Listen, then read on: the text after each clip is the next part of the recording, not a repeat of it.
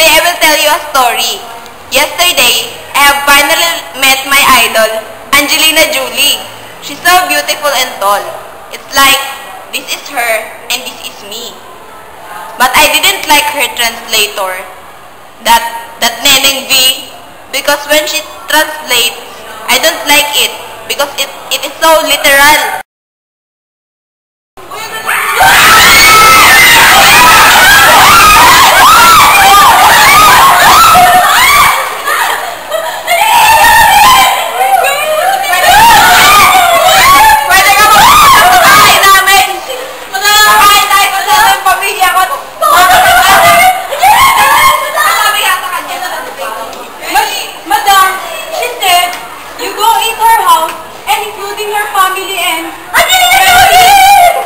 What? Did she not say that? Madam, wait! You know guys, there are certain rules to follow in translating Filipino. They are bullying. And here is my friend Kai to explain. Magpaliwanag. Filipino. Siyang tunay kaibigan. Bago ang lahat, kayo lang dalawa ang luma. Ha? Di nyo maintindihan? Huwag na nga. Sabi nga ni Badyang. Why am I stating my name? Sabi nga ni Yeng nga pala, may mga altuntunin na dapat sundin sa pagsasali ng wika.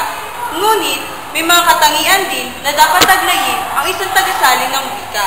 Una, tandaan nyo sapat na kaalaman ng tagasalin tungkol sa dalawang wikang kanyang isasalin. Pangalawa, sapat na kaalaman ng tagasalin tungkol sa paksa na kanyang isasalin. Pangatlo, sapat na kaalaman tungkol sa kultura ng dalawang bansang na wika na kanyang isasalin. With it, there's more. May ilang simulain na dapat tandaan sa pagsasali ng wika. Una, bigyan ng pagpapahalaga ang uri ng Filipino na angkop na gagamitin sa pagsasalita. Pangalawa, dapat isaisip ang pagtitipid ng paggamit ng wika.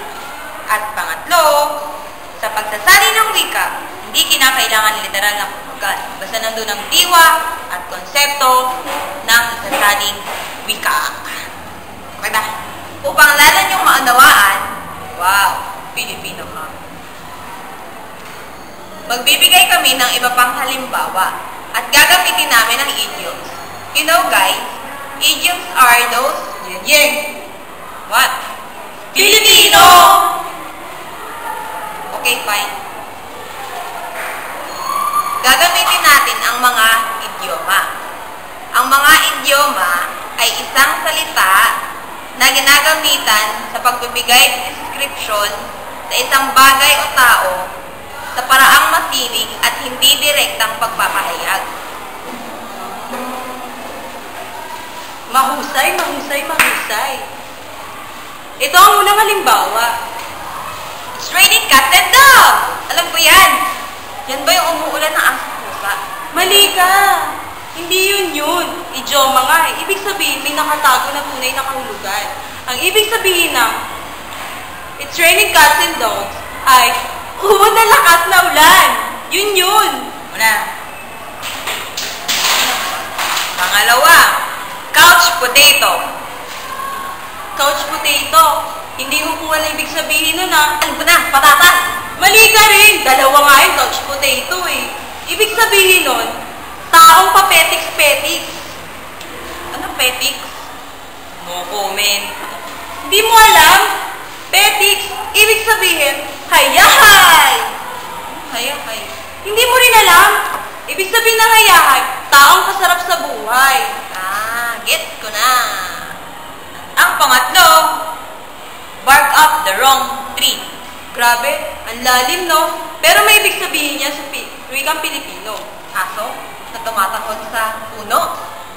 Aso tumatakot sa puno? Oo, ang literal mo.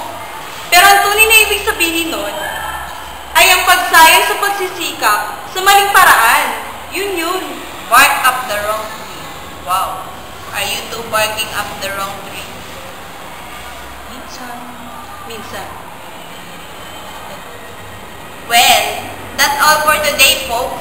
Ate, kuya, mama, papa, tito, tita, lolo, lola, aso, pusa, hayop, tao, bagay, at kung ano-ano pa man.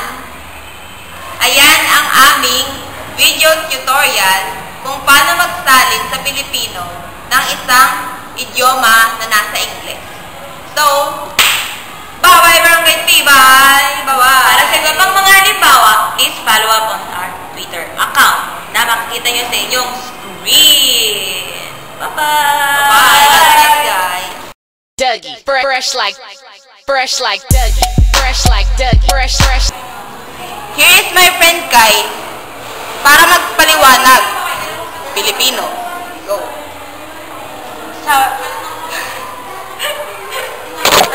Fresh like Dougie, fresh like Dougie, fresh like Dougie, fresh like Dougie, fresh like Dougie, fresh like Dougie, fresh like Dougie, fresh like Dougie, fresh like.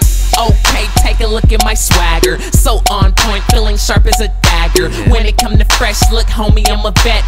Chain round my neck, make you haters upset. Bad boy like my homeboy Puffy. Skinny jeans on, feeling Fresh like Dougie. Game so ugly, but the flow so lovely. God